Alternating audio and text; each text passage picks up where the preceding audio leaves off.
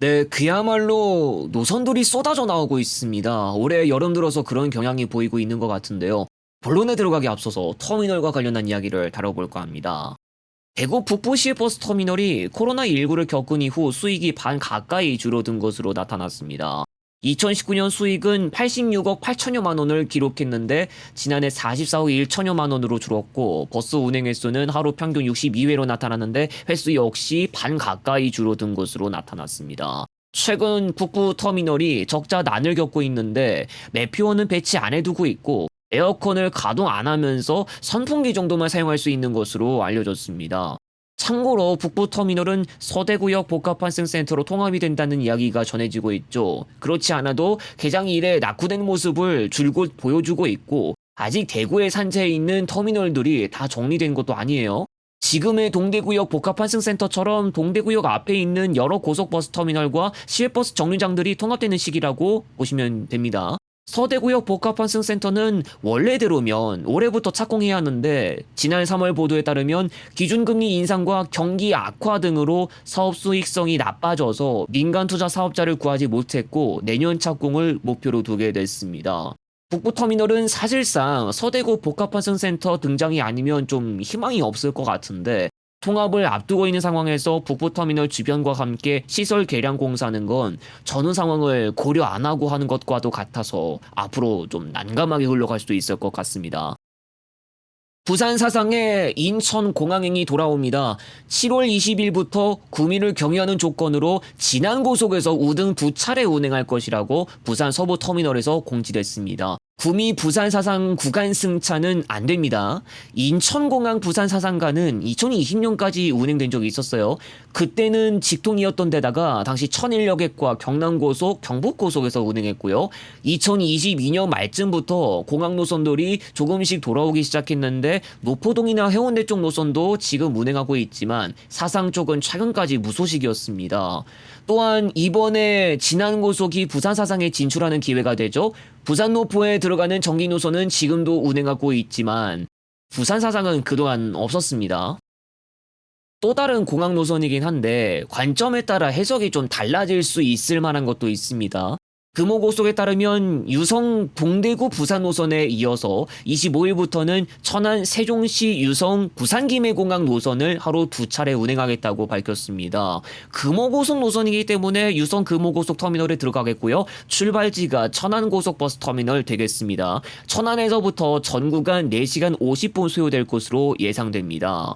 다른 것도 아니고 부산 김해공항인데요. 공항행이기 때문에 국제선 항공 수요를 노린 걸까 생각하면 이해가 안 되실 수 있습니다. 오히려 천안, 세종시, 유성 기준으로 봐도 김해공항보다는 인천공항이 조금 더 가까운 데다 온갖 지역으로 가는 노선들이 있고 김해공항은 주로 아시아권에 집중되어 있습니다. 아시아권을 가기 위해서 김해공항을 가기보다는 수도권 공항이라도 가는 게 나을 수도 있고요.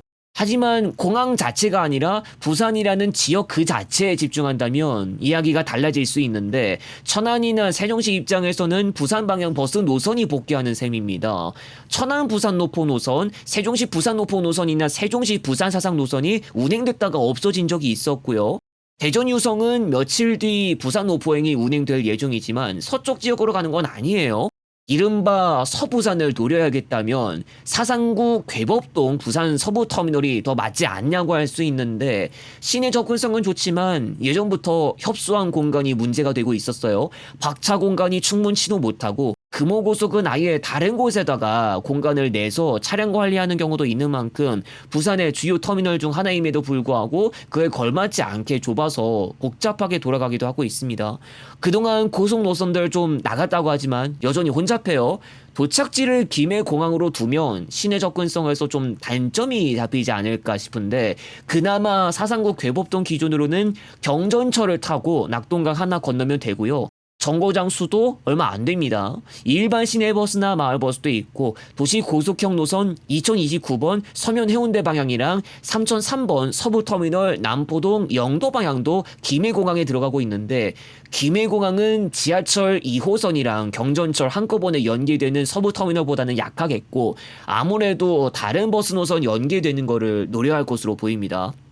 참고로 이전에 금호고속은 광주 김해공항간도 뚫은 적이 있어요. 이건 확실히 공항 수요를 노린 것인데 호남 지역 공항보다는 김해공항이 노선수나 운항 편수가 좀 더 많은 걸 알 수 있고요. 타 운수사 이야기지만 진안고속에서 운행하는 동대구 김해공항 노선도 있습니다. 여기도 역시 공항 수요를 노렸다고 볼 수도 있어요. 충청권, 영남권 노선에 대한 이야기는 더 있는데 자세한 이야기는 다른 영상에서 다루도록 하겠고 링크를 타고 가셔서 시청하시면 되겠습니다. 경기도가 시내버스 공공관리제 노선들을 늘리고 있죠. 준공영제 노선들이라고 보시면 되는데 공공관리제 노선들이 늘어나면서 시군의 재정 지원 부담이 커지는 것으로 나타났습니다. 경기도에 따르면 올해 시내버스 공공관리제 예산은 총 3,476억 원으로 책정됐고 지난해 2,041억 원보다 늘어난 수치입니다. 이 예산은 도와 시군 주관으로 운영되는데 도비와 시군비가 3대7 비율로 분담되고 있습니다.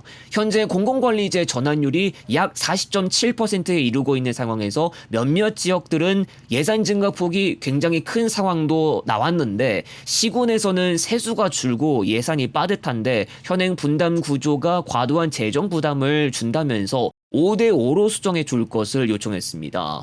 경기도 공공 직행 좌석버스도 예외가 없었어요. 역시나 도와 시군에서 3대7 비율로 재정을 지원해야 하고요. 이른바 R버스인 국토교통부 대광이 직행좌석버스 노선으로 이적한 노선들이 전부터 많아지면서 경기도 공공버스 소속 직행좌석버스 노선들이 줄어들었고 재정 부담에 대해서는 국비 50%, 나머지는 도와 시군 쪽에서 해주면 되는 거라 상대적으로 시군에서 부담해야 할 금액은 적은 편이라 할 수 있어요.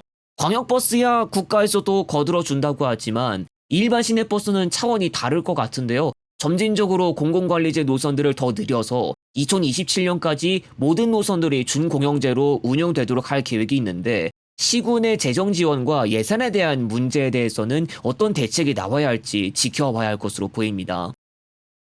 서울 계룡편이 공개됐는데 혹시 아직도 보지 않으신 분들은 화면에 따로 표시된 걸 클릭해서 해당 페이지로 이동하시고 시청하시면 되겠습니다. 충청권, 영남권의 다른 노선과 관련한 이야기도 남았는데 바로 다음 영상에서 이야기해 드리도록 하겠습니다.